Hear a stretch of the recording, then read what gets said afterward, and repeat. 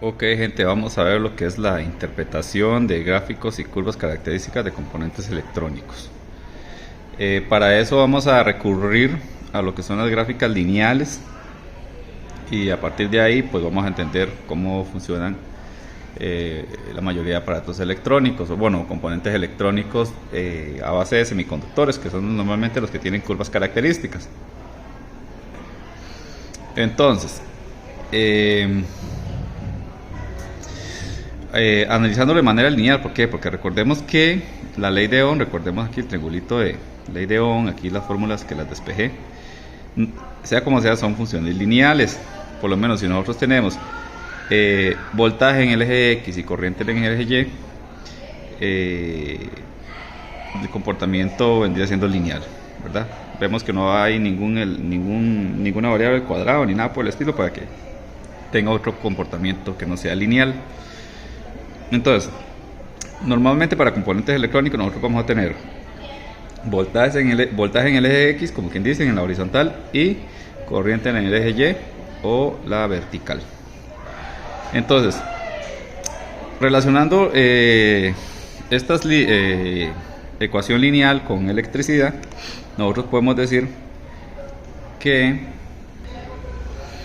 va a depender del valor de la resistencia. Entonces yo aquí lo voy a relacionar siempre con el valor de la resistencia. ¿Por qué? Porque una resistencia muy baja, si yo me vengo a estas fórmulas y si yo calculo por lo menos con esa fórmula de I igual a U entre R, y yo pongo un valor muy bajo de resistencia aquí, ¿qué pasa? Cuando yo divido un valor de resistencia o un valor muy bajo, el resultado me da un valor muy alto. Entonces por eso es que la corriente tiende a ser muy alta. Entonces por eso es que aquí esta línea tiende al infinito hacia arriba como hacia abajo, ya sea no importa la polaridad que yo tenga, porque recuerden que eso depende de la polaridad que yo tenga. Si puse el positivo y el negativo, o el negativo y el positivo, siempre el comportamiento va a ser hacia el infinito, ya sea con una polaridad directa o con una polaridad inversa. Entonces esta es la gráfica para cuando nosotros tenemos una resistencia muy baja o una resistencia muy cercana a cero, que viene a ser representada por un cortocircuito. Recuerden que un cortocircuito es cuando yo agarro un cable y lo pongo entre positivo y negativo. ¿Qué significa eso? Que el cable tiene una resistencia muy baja, prácticamente cero, y es cuando se hace el cortocircuito.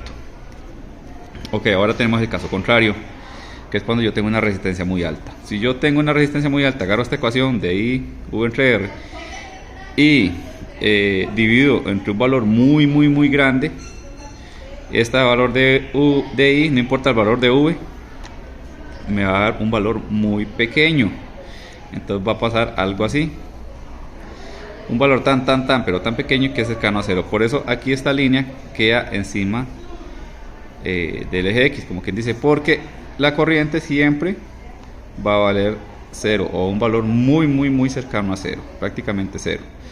Entonces, ¿cuáles son esos casos? Cuando yo tengo resistencias muy altas, que es este caso, que tengo una resistencia muy alta y se considera prácticamente un circuito abierto, ¿verdad? Recuerden que un circuito abierto no está circulando corriente, no hay circulación de corriente, y se dice que la corriente es cero cuando no hay circulación de corriente, y se puede interpretar como una resistencia también muy alta, tan alta que la corriente no circula.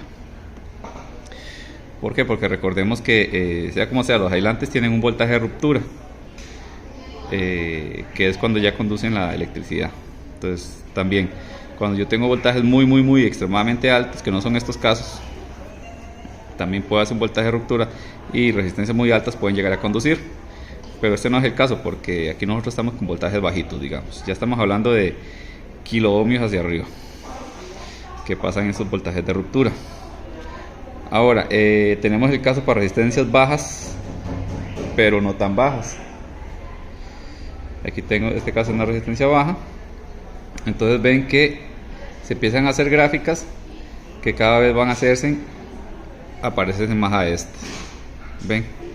Entonces aquí empieza acá, luego puede ir acá, o puede ir acá, o puede acercarse mucho a la vertical, que sería este el caso más extremo, ¿verdad? Que cuando la resistencia es extremadamente baja, prácticamente cero. Pero el comportamiento de resistencias bajas también puede interpretarse de esta forma. Ya este caso es cuando es extremadamente baja, prácticamente cero. Y tenemos el caso para resistencias altas. Cuando tenemos resistencias altas, más bien va a tender a acostarse con la horizontal, a quedarse aquí, ven, se va haciendo cada vez más cerca, y entre más alta la resistencia, más se acerca a la horizontal, hasta que ya llega un punto que es tan alta que queda aquí, totalmente encima de la horizontal. Y aquí era lo contrario, cuando son muy bajas se va acercando cada vez más a la vertical, y cuando es extremadamente baja, queda totalmente acostada encima de la vertical. Claro que aquí ya estamos hablando de un voltaje en específico, ¿verdad? Puede ser que yo a 100, 200, 300 voltios, o menos 100, menos 200, menos 300, pero siempre la corriente va a tener este comportamiento, ya sea aquí o aquí o aquí, o cualquier voltaje que yo ponga.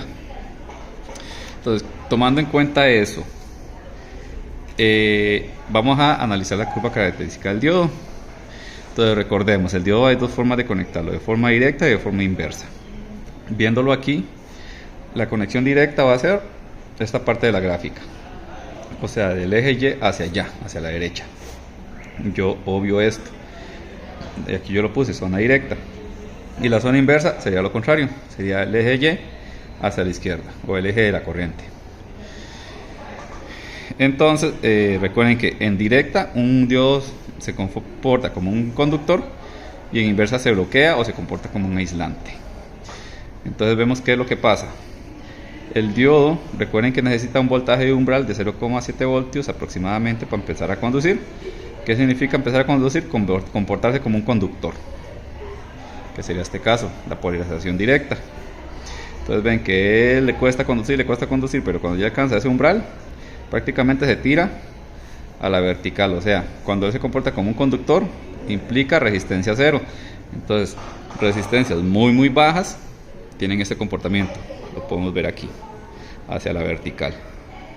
Entre más pegado a la vertical, más se comporta como un conductor, o como quien dice, tiene menos resistencia. Ok, y de esa forma es que él conduce cuando se conecta en directa.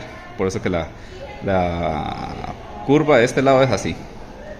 Cuando alcanza el umbral, se comporta como un conductor, o como un elemento con cero resistencia, o una resistencia muy baja, como le estoy diciendo. Ok, ahora vamos a inversa.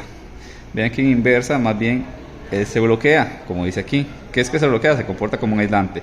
¿Y qué es comportarse como un aislante? Resistencias muy altas.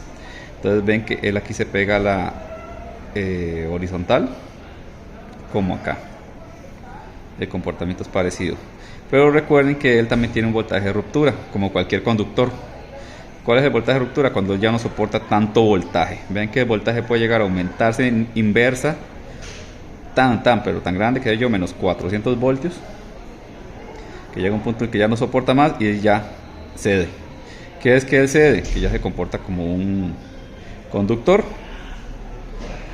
Ven, entonces ya ven aquí esta parte de acá, cuando ya llega a la ruptura, se comporta como un conductor, o su resistencia tiende a cero. Y bueno, yo entiendo que ya llegando ahí el diodo se daña. Y bueno, básicamente esa es la forma en la que vamos a interpretar gráficos, ¿verdad? Básicamente con esto, con funciones linealitas, nosotros podemos interpretar gráficos. Vean lo relativamente sencillo que es. Y bueno, eso sería creo que todo por ahora.